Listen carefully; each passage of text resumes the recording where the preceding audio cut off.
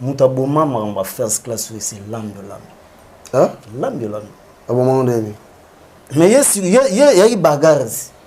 Il y a une bagarre parce que nouvelle écriture, il y a dans la président nouvelle écriture. À un moment on a. Baninga tangwe kokie. Kwanti kwa motote o tolo de la vie. Quand on a le banon bagarre à l'âme de l'âme. L'âme de l'âme a une siga. Viens à Bango. Oh, viens à Binote. Viens à Mati. Viens à combattre. Viens à Mati.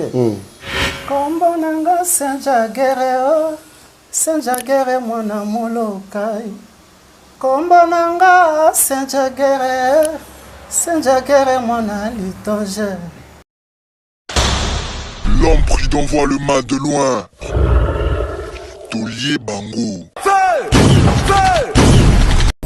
WS Production, Willy Sionga. WS Production, Willy Sionga.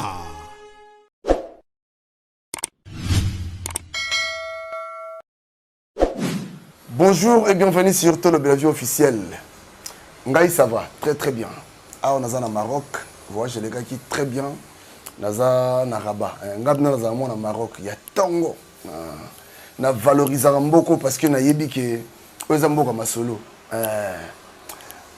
Vite fait avant la banda, et là on dit moi benganga le binanga dans betre sur le Maroc avant na fongo la page na ngamba la moko. De moi benga binanga papi qui tout ça émission mon Maroc longola on epsenga bi yuma yo. O mboka ba prêtre mbogo yo. Bana Maroc tout na tchabno na motema. Merci na grande équipe à Tolo Bella Vie l'honorable Washington 4 fois prêtre. Merci. Eric Shimano, PDG authentique, puis merci Agostino, merci. Merci na Ipei Diego Kao, dans le Maroc. Voilà. Nous avons un artiste et musicien, Moko. Tomé Solanaï, Fiston Saint-Jagger. Na yinde toko meka, hein, na benga bien. Alanganze. Ayo baksa bon. Boni. Voilà, boni Fiston Saint-Jagger. En tout cas, Kimi Ali, Zambazo Batila. Donc tout va bien quoi. Ah ouais, santé ça va. Tout le monde a une ce soir. Naïbisa. Pesa son identité na yo avant to leka fongola hein c'est plus ça battu déjà pour to leka. Kombo nanga senja gere mwana molokai. Kombo nanga senja gere mwana litonge. La muzia de Papa Wemba. Saint-Jagger aza mwana matonge. Saint-Jagger aza alanga nzembo. Saint-Jagger abandi koyemba na viva la musique de Papa Wemba. Saint-Jagger bien formé na kati ya institution viva la musique. Donc ya kodefate ya kolukate ya kotala mopanziti. Voilà. Je fais un petit coucou et pas ya mutunangai Marco Olenga. Pourquoi pas n'appeler ça merci pe mbote belé pa ya à moi vea wamba mona mona ramba la mongo ba Roger Vita ça j'ai gardé personne sur na yo et ça fait combien de temps dans la musique okota ça dit okota dans le monde de la musique na Agni na koti monde de la musique l'air ka na eu diplôme d'état na ah donc non classe hein chic évident chic l'air na évident chic. Et qu'on considère que vieux beaucoup la vivre la musique à first class. Comme dans un monde à Matongé, j'étais le premier chanteur et la première de personnes vient à Ponaki pour ça la idéologie en first class. Donc depuis on a Tilelo. Parce que vivre la musique, il faut kapeti parce que c'est une institution. Donc, Tilelo, vivre la musique, c'est un état d'esprit. Donc, moi, mon local, vivre la musique. Donc, Tilelo, na katia, vivre la musique. Tilelo, na mon local. Donc, quand tu vis, tant aux eu diplôme d'état. Voilà, là, on a eu diplôme d'état. Mais pendant tout ce temps-là, vous avez eu dans ma musique, ça, on doit sa musique, tu sais. Bon, musique, on a eu ça, là, il y a la douche. La douche. La douche. Il y a un musicien. Donc, il y a la douche. La douche, on a un psycho. On a un nabeta na biloko ya Seigneur Lay, nabeta biloko ya Vieux Beaucoup, nabeta biloko ya Bailo Kanto, donc nayebaka te que un jour donc ça la carrière musicale quoi. C'était arrivé comment et puis Mbalamoga va vivre, Mbalamoga papa Wemba. Bon, jour en gros, on a parlé na phase kaka. Bon, namoni attaque kwere. Aye. Mon dernier colonel a bien ayo na Molokai. Na komi Molokai affaire ni. Peut-être les a Vieux Beaucoup la idéologie first class. Donc na connaît Boyeba déjà avant. Viens en colonel Jagger Lombomé que je salue en passant. Aza vient mon tous en vraiment en diagonale. Viens bi koyemba yemba no ndako. Viens bi na yemba na parler. Parce que balabala colonel Jagger balabala parti Pacheco balabala na biso vio mbale na kwa na biso kuna na katikati balabala ba New Jack de tout tendama ndengona. Voilà. Tant on a commis avec ça la paix que Vieux Beaucoup akendaki li solo mo ya ndule mo fabeta na malula. Azala ki soutien ça kendeki. Lobi na ngota mo pas colonel. Nde moigara. Moi ba ngala petit wana Jagger. Tout le monde na vieti. Tout le monde na vieti. Via ba ingate. Mais sont déjà sanine kendeki déjà. Na yebu na komi pe azaki chez colonel Jagger na ba vandaki na ba Veriva, Tutu Kamuke, vieux Jean-Pierre Réalé. Là on a connu à Talinga. Alcina, tu chantes, on a dit je chante. Boire un plan mort, boire un plan mort. À Juvernae, il y a jus, à Otomo la pomme là. Chérie Maria, les lana commis pastan et panaya. Vers Benava na okende, et calé Benado ils ont sur la table. Bravo, bravo, bravo. Depuis on a côté la musique. Chaque fois on a chez colonel Jagger, c'est-à-dire on a fait appel là pour tout ça la idéologie à first class. Donc j'étais le principal. À un moment donné même comment dire chef d'orchestre, chef à répétition, chef à discipline. Donc on avait trois fois ça. First class ces années après, c'est-à-dire net non. First class il y a au même moment na idéologie à ba fioti. OK. Voilà, first class c'est au même moment na mutaboma ma first class c'est l'âme de l'âme. Hein? L'âme de l'âme. À un moment donné. Mais il y a une bagarre. Il y a une bagarre parce que nouvelle écriture, il y a dans la président nouvelle écriture. À un moment on a. Alors, Vieux Beaucoup, l'idéologie n'a déjà basée sur first class. Il fallait qu'il a propulsé first class. Allez. Lambert a l'ingagité. Moi, on vient se tourner vers first class. C'est-à-dire, il y a un côté gouvernement et ça n'est pas phasé. C'est quoi parce que là, on a compris bien. Maintenant, au bandé de la répétition, au travail à Kuna, au bandé de concert. Oui, first class, c'est déjà idéologie. Mais si ça n'a pas ici, télémaki. Vous en avez un tout ça qui n'a Ladi Couleur, c'est un albinos, ça couvre déjà. Tout ça qui n'a Dadi Massoud, Dani Koul même, Dani Koul a autant la first class. Dani Koul, ouais, autant la first class. Tout ça qui m'a belé, hein, belé peut passer, bâti quand on m'a rendu là, car on va biso on est toujours persisté. Bon, ça qui chance, il y a combien un album té? Bon, album, tout ça qui chance, il y a quoi enregistrer. Tu enregistres dans Sido Meko, et pas il y a Lyonema. Tu enregistres 6 chansons. Les 6 chansons, on a.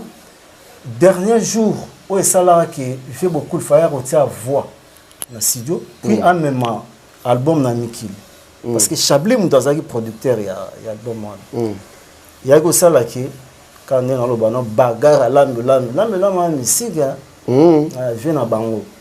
Oh, viens à Binote. Viens à Mati, viens à combattre, on a essayé de venir à Mati. Yo au combattre vinanga ce que vous avez nanga ce qu'on doit combattre on dit ça dit que nos barrières penza je me suis tout à dans studio tout kutane na côté Saint-Joseph non pas Saint-Joseph c'est Raphaël la petite bon to là dans studio genre tout ici la petite boy ba wana mama na barrière c'est-à-dire elo bosala na bobosana. Sikoyo osali combien de temps na Viva la Musique? Viva la Musique depuis nazwa diplôme ti lelo na Viva la Musique. Siko papa mba kufa Viva ngo ezaka. Viva la Musique eza état d'esprit, Viva la Musique eza institution.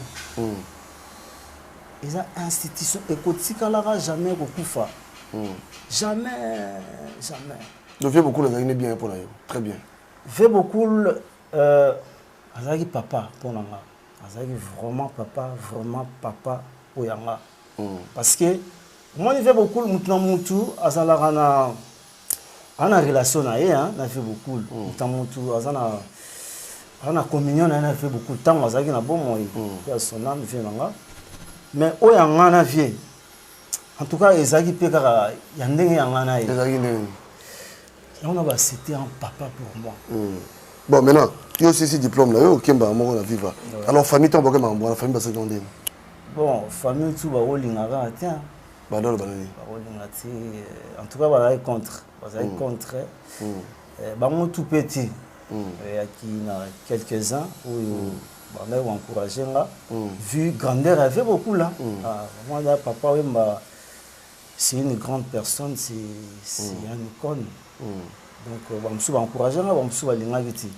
Donc et c'était comme ça quoi. Bon, Fiston Saint-Jagger, Lelo, on parle de papa et maman, mais papa et maman n'est plus. Surtout papa et maman Koufaki, qui est devenu maintenant Fiston Saint-Jagger. Fiston Saint-Jagger est devenu Alain Nzembo toujours. Parce que Nzembo, Alain Nzembo, on a dit que la rappel tout loin, c'est parce que Maza vraiment la don on a Wemba. Tu me côté qui est un peu en retard, hein? Oui, na côté qui est un peu en retard. Parce que les gens qui sont dans côté qui est en retard. Oui, na côté en retard parce que il faut moi ina monter, il faut qu'il faut moi ina monter. Attends, il faut moi ina ce que nous comprendre que non. Ce que là il faut moi magité, oui, baki qui est au sala avant ni. En tout cas, là il y a un chanteur. Et puis quand il y a malheur likolo. Na chanteur, donc likolo na se katikati, donc na il y a un chanteur. Bon maintenant c'est quoi yo voix nous sala, yo sala quand tu me vois. Na za langa nzimbo. Donc na revoir na se, na roki likolo, na revoir na katikati. Na ningi tout c'est pour ça bateau moké. Motasaraki baninga tangwe koki fallait bon début excusez-moi. Mais quand on s'en nomme logo wana pour tout l'homme ça va tout va comprendre. Baninga tangwe koki. Yo mo betanti na souka. Betati na blo il y avait des faits et ça va bien pour battre comprendre. Ah na blo. Nyo so beta onyo studio mo. Tati ke liyo. Baninga tangwe koki. Kwanti kwa moto te o tolo de la vie. Papi gane tolo de la vie. Kuna balobi nini. Aïe aïe aïe. Ah, personne n'a vu voilà, donc c'est lui. Asa muto yobotu na ngai belé batu na kame. Nana sale loko wana sabino que non c'est un musicien où il a résidé au Maroc. Yeyo Fiston Saint-Jagger. Alanga Nzembo ya munene. Donc c'est-à-dire au lieu loko no wana inspiration na utaki wapi. Pour ça loko wana. Bon, inspiration c'est que utaki de nulle part. Parce que l'inspiration du Mara ndengona. Donc jour en Mike Abimelingaraga, Mike le grand réalisateur que je salue. Abimelingandeni il faut ça le long pour tout la vie. Ah bon, c'est caméra na ebo. Taliga bobu, tu vois, aboaki.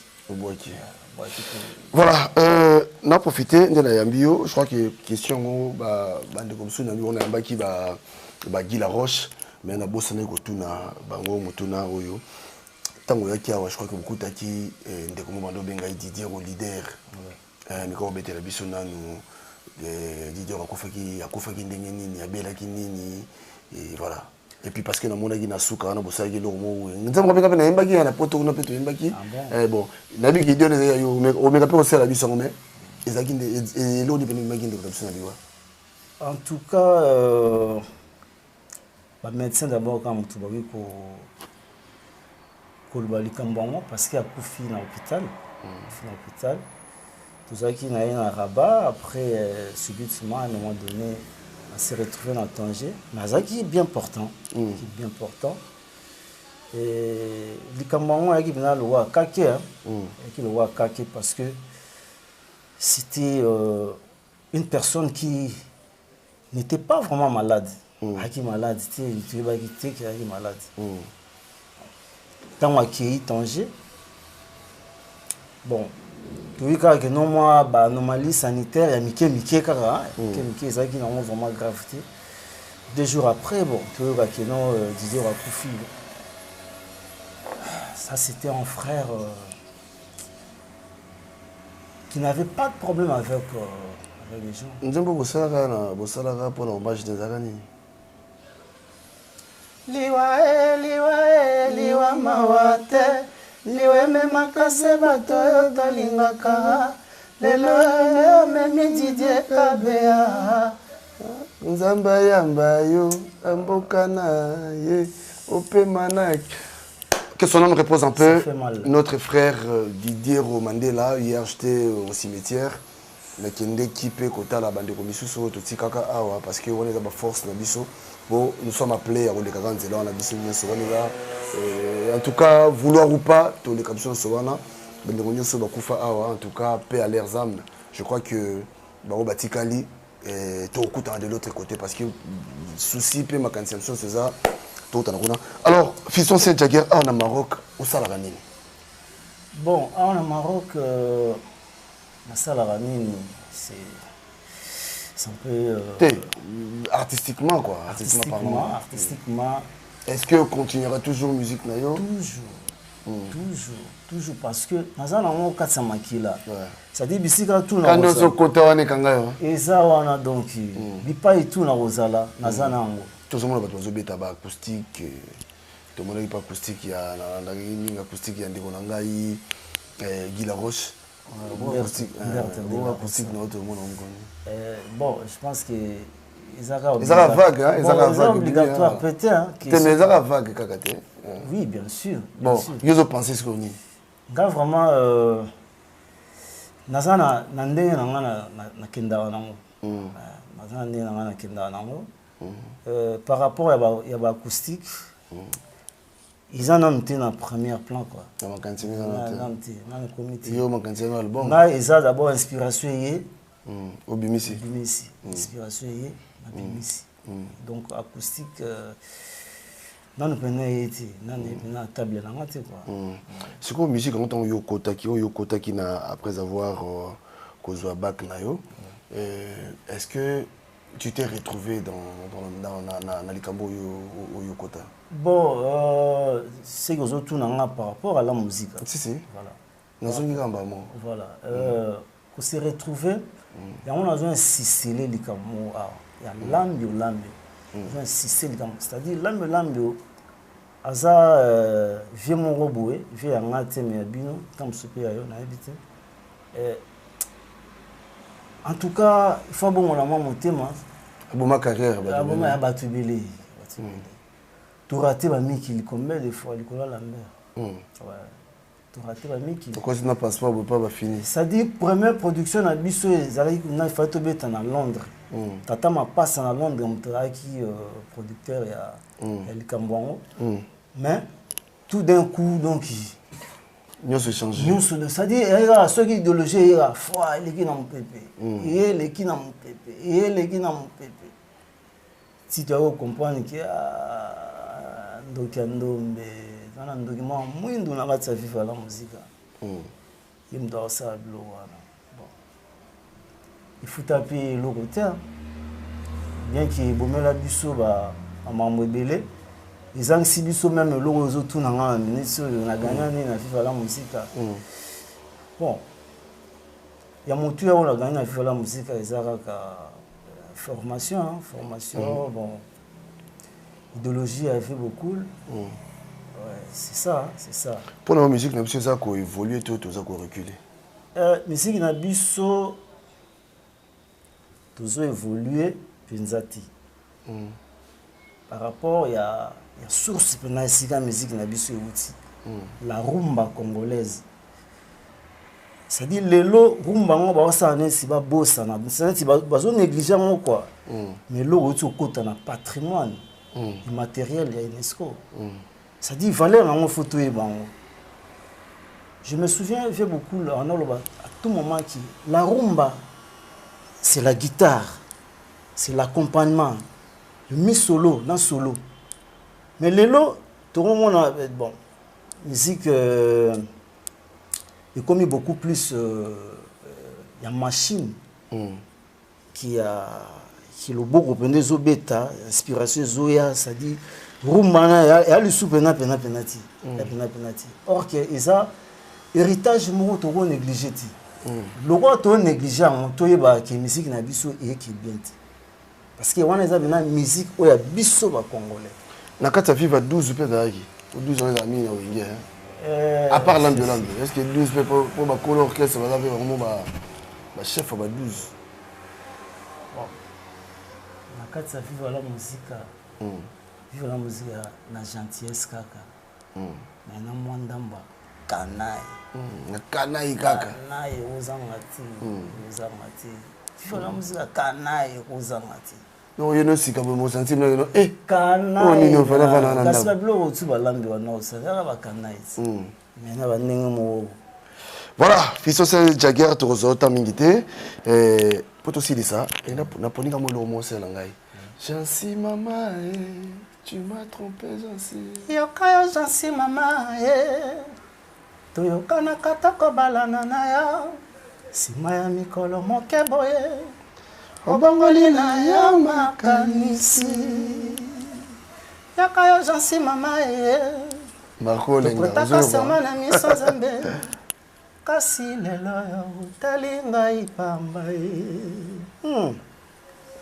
olandi banguna oboyi koyokai okeya natamali mata pona kolela kaya nga na bela estoma pona kokanisa kaya nini yo nini basi bayebaka te maleka tina nini bamonaka te mosika mayema koya surtout pona nini batalaka kaka le présent aïe,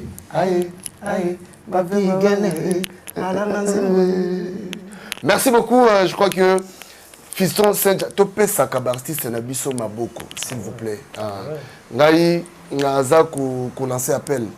Comme on déconne déjà Guy Laroche c'est bon. Il est déjà côté wana bakimbale ko salama. Fiston Serge Jagger moi mobali azana ba talent. Talaka banda baninga tang. Bino kezali. Aussi ça n'a vu ça, moi deux personnes dans boîte et puis le basuka ça niveau aussi ça. Lilo basuka et ça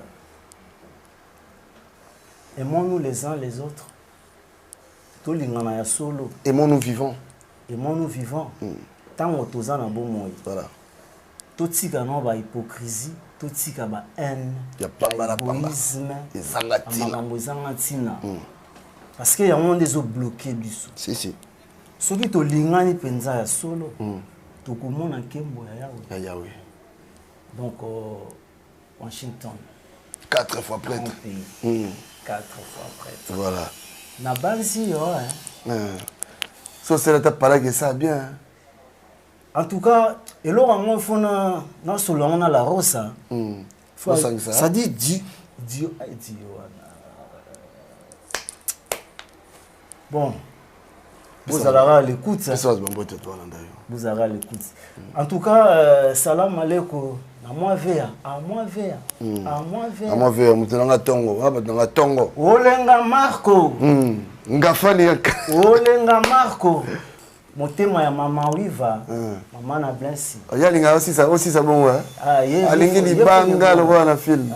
Papa chéri. Non na mona te pas. Les pachu. Jojo itumbela. Salam ya mwana na pesi salam na bayanga nyoso ya Rabat Maroc Kambakson Nico Molokai Belulu Vadio Akuna Matata on est ensemble check. Voilà, merci Nabandeko Bolandi Bisso, restez connectés. Mike Sona Canel. Toujours les grands. Il y a des grands partout. Voilà, donc on a le lobby, on a tout tout son artiste nabiso moni ça la danger ça les belés les lots bazali mais ça les belés non babimité bazali alors tout sous-estimera tout moni oh non té oka yeka raté pour na ebisio ba plan yali ba to bana ba plan bazali alors botika malamu ezalaki wabino tolobe la vie tous en Maroc la suite c'est tolobaka toujours au prochain numéro tolobe la vie. L'homme prudent voit le mal de loin. Tolier Bango. WS Production, Willy Sionga. WS Production, Willy Sionga.